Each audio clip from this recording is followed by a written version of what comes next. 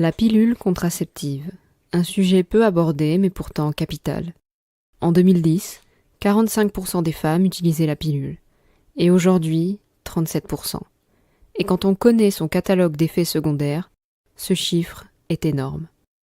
Comme le dit le docteur Sarah Hill, bien que la pilule ait premièrement été une libération pour les femmes, en leur donnant enfin le choix d'avoir des enfants ou non, et surtout du moment opportun pour les avoir, elle est aujourd'hui un risque sanitaire que bien des femmes ne sont pas prêtes à prendre, si tant est qu'elles soient correctement informées et qu'il existe évidemment des alternatives. Car malheureusement, elles se tournent souvent vers d'autres contraceptifs hormonaux qui provoquent tout autant de ravages que la pilule, car ils utilisent le même procédé. À la fin de la vidéo, Sarah déclare qu'il serait temps que d'autres moyens de contraception soient mis à disposition des femmes, en dehors du fameux stérilet en cuivre. Le plus naturel et le plus méconnu d'entre eux s'appelle la symptothermie. La symptothermie, SYMPTOTHERMIE,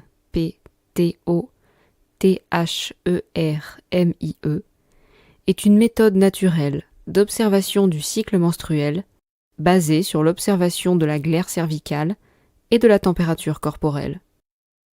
Je vous l'accorde, ce n'est pas très engageant au premier abord, mais c'est pourtant redoutablement efficace et précis, contrairement à ce que certains prétendent. Et c'est en plus facile à mettre en œuvre, car la seule chose dont vous avez besoin est d'une feuille et d'un thermomètre. En plus de donner aux femmes un moyen sûr, efficace et sans effet secondaire de tracer leur période fertile, car si vous n'étiez pas au courant, les femmes ne peuvent réellement tomber enceintes qu'environ 5 jours par mois, cela les connecte plus profondément à leur corps et à leur fonctionnement, et favorise même les grossesses quand elles sont désirées. En effet, la pilule, ainsi que tous les autres dispositifs provenant de l'extérieur, vont venir nous déconnecter de notre corps, certaines allant même jusqu'à supprimer les cycles menstruels ou à promettre de faire disparaître l'acné chez les adolescentes, histoire de rajouter une couche de bouleversement sur le bouleversement déjà en cours. Et si tous ces dispositifs n'étaient qu'un passage dans l'histoire humaine? Et si, plus simplement et plus naturellement, grâce à l'observation de nous-mêmes et à la compréhension de nos cycles, nous étions capables de réguler nous-mêmes notre fertilité? La symptothermie, en plus d'être naturelle et sans effet secondaire, nous redonne entièrement notre pouvoir sur nous-mêmes, en ayant enfin la capacité de nous réguler et de mieux nous comprendre. Alors oui, cela demande un léger investissement en temps, afin de comprendre ce nouveau fonctionnement et de l'établir comme une habitude. Mais cela ne vaut-il pas franchement le coup? C'est à vous d'en juger.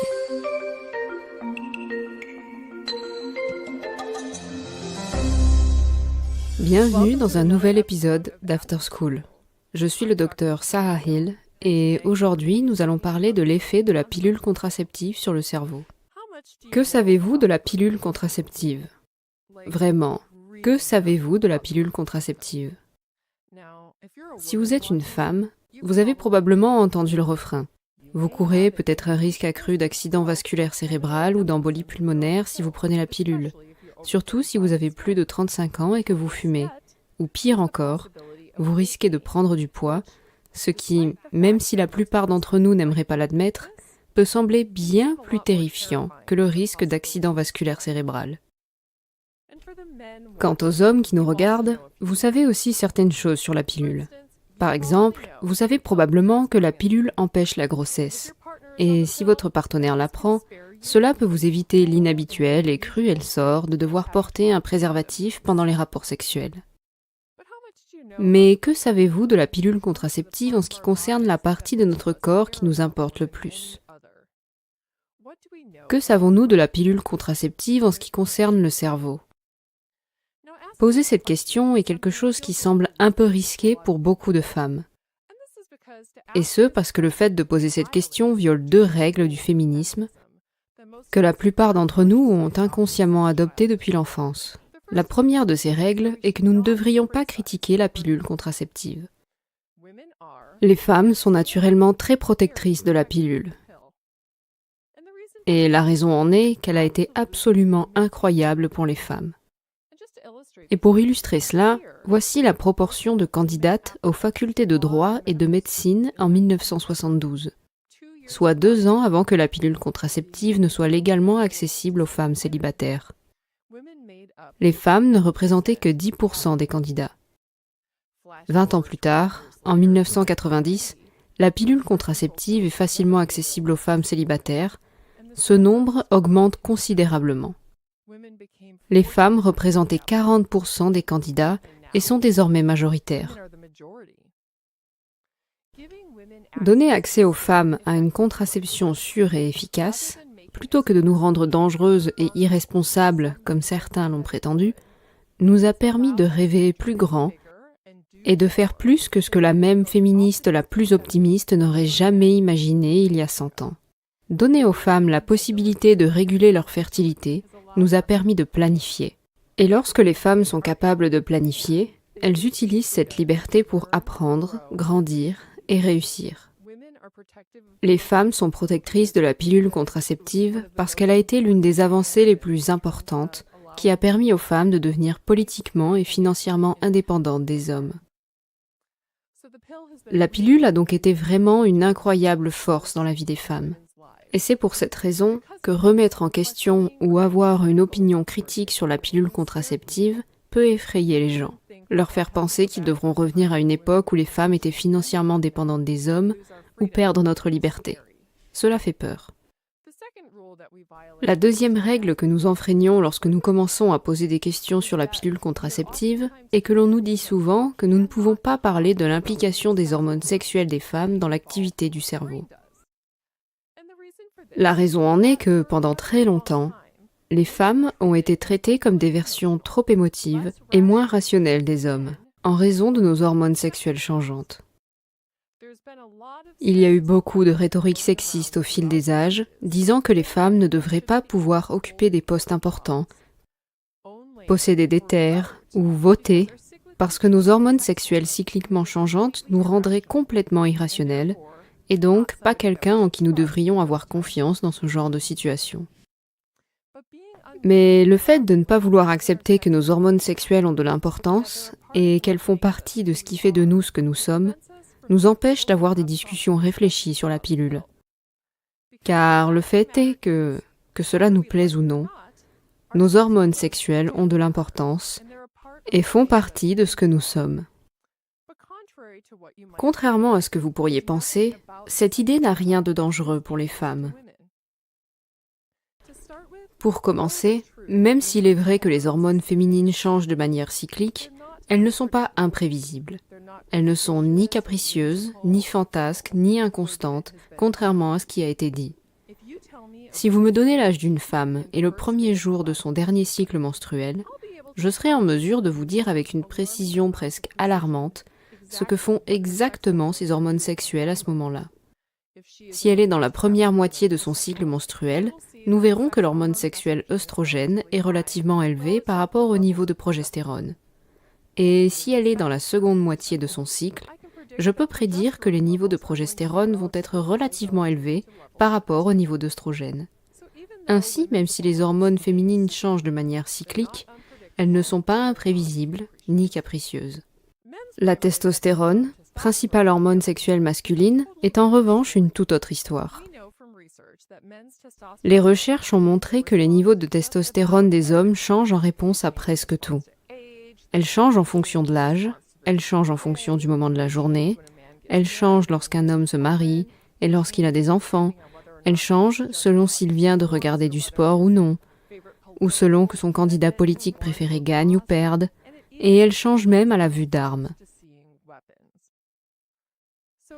Si quelqu'un a des hormones capricieuses et lunatiques, ce sont bien les hommes.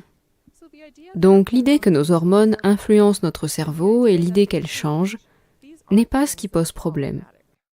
Les hormones féminines changent et influencent le comportement des femmes, leur façon de penser, de ressentir et d'agir, mais il en va de même pour les hommes.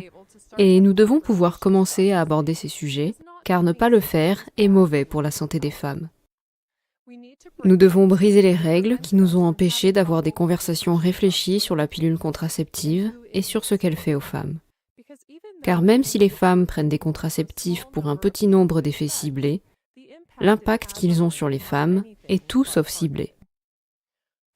La pilule contraceptive agit en modifiant les niveaux d'hormones sexuelles des femmes.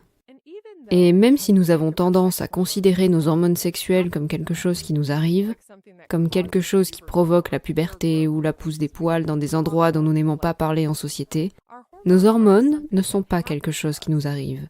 Elles font partie de nous. Elles sont un élément clé du mécanisme de signalisation que notre cerveau utilise pour créer l'expérience d'être la personne que nous sommes. Ainsi, lorsque nous modifions les hormones sexuelles des femmes, ce que nous faisons avec la pilule contraceptive, nous modifions en fait la version du cerveau d'une femme. Nous changeons ce qu'est une femme. De plus en plus de recherches en psychologie et en neurosciences montrent que c'est vrai. Par exemple, rien qu'en pensant au fonctionnement sexuel, auquel nous pensons tous beaucoup, les recherches montrent que les femmes sous pilule contraceptive présentent une diminution du désir sexuel et du fonctionnement sexuel par rapport à ce que l'on observe chez leurs pairs ayant un cycle naturel. Et la raison est entièrement liée au profil hormonal créé par la pilule contraceptive. Les hormones qui facilitent la réponse sexuelle chez la femme et le désir sexuel sont les niveaux d'œstrogène et de testostérone. Et lorsque les œstrogènes de la testostérone sont élevés, cela facilite le désir sexuel. Et lorsque les niveaux de progestérone sont bas, cela facilite également le désir sexuel chez la femme. La progestérone inhibe en fait le désir sexuel des femmes. Le profil hormonal sexuel de la pilule contraceptive est en fait antisexuel. Elle crée un milieu hormonal caractérisé par des niveaux élevés de progestérone et de faibles niveaux d'œstrogène et de testostérone. Et c'est la raison pour laquelle de nombreuses femmes qui utilisent un contraceptif hormonal ont tendance à présenter une baisse de la libido. Ce n'est pas seulement le désir sexuel qui peut changer en réponse à la pilule contraceptive. Elle peut également changer le type de personne par lequel les femmes sont attirées, car cela est également influencé par les niveaux d'hormones sexuelles des femmes. Par exemple, nous savons maintenant, grâce à des décennies de recherche, que les niveaux d'œstrogène des femmes prédisent la quantité de testostérone qu'elles ont tendance à préférer chez leur partenaire. En d'autres termes, l'hormone sexuelle œstrogène augmente la sensibilité des femmes aux signaux qui ont toujours été liés au niveau de testostérone chez les hommes. Le graphique que vous voyez ici montre comment les niveaux d'œstrogène des femmes prédisent la préférence pour la testostérone affichée sur le visage des hommes. Comme vous pouvez le voir, l'œstrogène aime la testostérone. Les femmes, lorsqu'elles ont des niveaux d'œstrogène relativement élevés, sont attirées par les indices faciaux associés à la masculinité, ce qui modifie leur préférence au cours d'un cycle menstruel naturel. Lorsque les œstrogènes sont élevés, leur préférence pour ces indices est élevée, et lorsque les œstrogènes sont faibles, la préférence pour ces indices est relativement faible. Maintenant, étant donné que la pilule contraceptive maintient les niveaux d'œstrogène très bas, nous pouvons prédire que les femmes qui utilisent la pilule contraceptive devraient montrer une préférence moindre pour les marqueurs de testostérone dans les visages des hommes. Et c'est exactement ce que la recherche révèle. Les femmes qui utilisent un contraceptif hormonal ont tendance à préférer des partenaires dont le visage est moins masculinisé que celui que leurs pairs qui ont des cycles naturels. Et c'est quelque chose que l'on constate à la fois lorsque les femmes identifient les hommes qu'elles aimeraient avoir comme partenaires sexuels à court terme et ceux qu'elles aimeraient avoir comme partenaires romantiques à long terme. La recherche a également montré que les femmes qui prennent la pilule choisissent en fait des partenaires dont le visage est moins masculinisé que ceux choisis par les femmes qui ont des cycles naturels. Par exemple, dans une étude, les chercheurs ont fait venir des hommes au laboratoire. Et la moitié de ces hommes ont été choisis comme partenaires par des femmes qui utilisaient un contraceptif hormonal. Et l'autre moitié a été choisie par des femmes qui avaient un cycle naturel. Les chercheurs ont pris des photos des visages des hommes, créés comme des portraits robots, puis ont fait noter les marqueurs de testostérone. Les chercheurs ont découvert que les femmes qui prenaient la pilule choisissaient effectivement des partenaires dont le visage présentait moins de marqueurs de testostérone. La pilule contraceptive pourrait donc littéralement changer les caractéristiques faciales que les femmes préfèrent chez leurs partenaires. Et ce n'est pas seulement le sexe et les choses liées au sexe qui sont modifiées par la pilule. Nos hormones sexuelles influencent une tonne de systèmes différents dans le corps. Cela inclut nos autres systèmes hormonaux. Cela inclut même la réponse au stress, qui, mis à part les mauvaises relations, n'est pas quelque chose que la plupart d'entre nous considèrent comme ayant un rapport avec le sexe. Alors le stress, parlons-en. Le stress est quelque chose que la plupart d'entre nous ne connaissent que trop bien. C'est quelque chose que nous ressentons lorsque nous sommes coincés dans les embouteillages, lorsque nous faisons un discours, ou lorsque nous avons trop de délais à respecter au travail. Chaque fois que nous sommes confrontés à un facteur de stress, quel qu'il soit, que vous fassiez une présentation importante ou que vous vous retrouviez au milieu d'une ruée de gnous, en général, dans les 5 minutes qui suivent un événement stressant, notre corps commence à libérer du cortisol, l'hormone du stress. Le cortisol a mauvaise réputation, car tout le monde l'associe au stress. Et c'est vrai, mais ce n'est pas lui qui cause le stress. La vie est ce qui cause le stress. Le cortisol fait en fait partie de la solution. Il fait partie de la façon dont notre corps nous aide à faire face au stress et à en tirer des leçons. Il déverse de la graisse et du sucre dans le sang pour que nous puissions nous échapper rapidement si nécessaire. Il prépare notre cerveau à l'apprentissage et à la mémoire. Ainsi, si nous rencontrons une situation similaire à l'avenir, nous serons en mesure de mieux y faire face. Et c'est pour cette raison que lorsque nous sommes stressés, notre corps libère du cortisol. C'est ce que fait votre corps. À moins que vous n'ayez subi un traumatisme, que vous ne souffriez d'un syndrome post-traumatique, ou, comme par hasard, que vous ne preniez la pilule contraceptive. Il s'avère que plusieurs décennies de recherche montrent aujourd'hui que les femmes qui prennent la pilule contraceptive présentent une réponse au stress atténuée, voire totalement absente en ce qui concerne le cortisol. Et c'est quelque chose qui est potentiellement très important. Non seulement parce que c'est le type de profil de stress que nous avons tendance à observer chez les personnes qui ont subi un traumatisme ou qui souffrent de syndrome post-traumatique, mais aussi parce que cela suggère qu'il pourrait y avoir des changements structurels dans le cerveau qui peuvent diminuer la capacité des gens à faire face au stress, causer des problèmes de régulation émotionnelle et altérer l'apprentissage et la mémoire. Et des recherches suggèrent que ces changements peuvent être présents chez les femmes utilisant un contraceptif hormonal. Non seulement nous constatons que les pilules contraceptives peuvent engendrer un risque accru de développer de l'anxiété et de la dépression, mais il existe des preuves que la prise de pilules contraceptives pendant l'adolescence, lorsque le cerveau est encore en développement, peut influencer le risque des femmes de développer un trouble dépressif majeur tout au long de leur vie, même après l'arrêt de la pilule. Vous vous demandez peut-être si c'est uniquement la pilule qui a ces effets ou si c'est le résultat de toute forme de contraception hormonale, y compris l'implant, l'injection, l'anneau vaginal et le stérilet hormonal, le préféré de toutes. Malheureusement, toutes les formes de contraception hormonale peuvent avoir ces effets. Tout ce qui inhibe l'ovulation avec la libération de progestérone synthétique, appelée progestine, peut avoir ces effets, y compris le stérilet hormonal, à propos duquel les médecins disent parfois à leurs patientes que les hormones agissent localement. Mais ce n'est tout simplement pas vrai, car il n'existe pas d'hormones à action locale. Les hormones pénètrent dans le sang et vont partout où le sang circule, y compris dans le cerveau. C'est pourquoi la plupart des femmes n'ovulent pas lorsqu'elles utilisent un stérilet hormonal, du moins pendant les 2 premières années. Leur cerveau a bloqué l'ovulation et la production d'hormones en réponse aux hormones qu'il libère. C'est à ce moment-là que les femmes qui utilisent un stérilet hormonal ressentent des effets secondaires les plus forts. Et ce n'est que lorsque les femmes recommencent à ovuler et à produire leurs propres hormones qu'elles commencent à se sentir à nouveau elles-mêmes. Et malheureusement, parce que ce sont les femmes qui subissent les conséquences les plus graves en cas de grossesse inattendue, les contraceptifs hormonaux pour hommes sont plus difficiles à vendre, car ils sont moins motivés que les femmes à éviter une grossesse inattendue. Ils sont donc moins disposés à tolérer tous les effets secondaires. Ainsi, bien que des recherches soient en cours pour trouver une solution contraceptive hormonale destinée aux hommes, ils sont moins susceptibles de vouloir l'utiliser.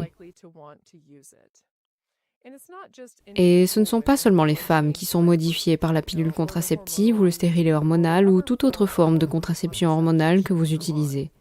Chaque femme vit dans un réseau indépendant qui comprend ses amis, les membres de sa famille, ses partenaires amoureux et collègues. Lorsque nous modifions l'action des hormones sexuelles des femmes, ces changements se répercutent dans leur corps et ont de nombreux effets sur leur système, et ils se répercutent également dans le monde entier, car les femmes interagissent avec d'autres personnes et changent la face du monde. Il est donc temps de jeter les vieilles règles. Nous devons commencer à avoir plus de conversations, et non moins, sur le cerveau des femmes sous pilule contraceptive. Et cela ne signifie pas que nous devons abandonner la pilule contraceptive. Elle restera le meilleur choix pour de nombreuses femmes à certains moments de leur vie. J'ai fait ce choix pendant plus de 10 ans et je ne le regrette pas. Et bien qu'il existe des alternatives non hormonales décentes, comme le stérilet au cuivre, les options sont loin d'être suffisantes. Nous devons donc apprendre qui nous devenons sous pilule contraceptive et faire pression pour obtenir davantage d'options non hormonales. Les femmes ne devraient pas avoir à changer qui elles sont pour éviter une grossesse non désirée. Et elles devraient recevoir suffisamment d'informations sur ce qu'elles mettent dans leur corps pour comprendre exactement ce qu'elles font lorsqu'elles prennent la pilule contraceptive.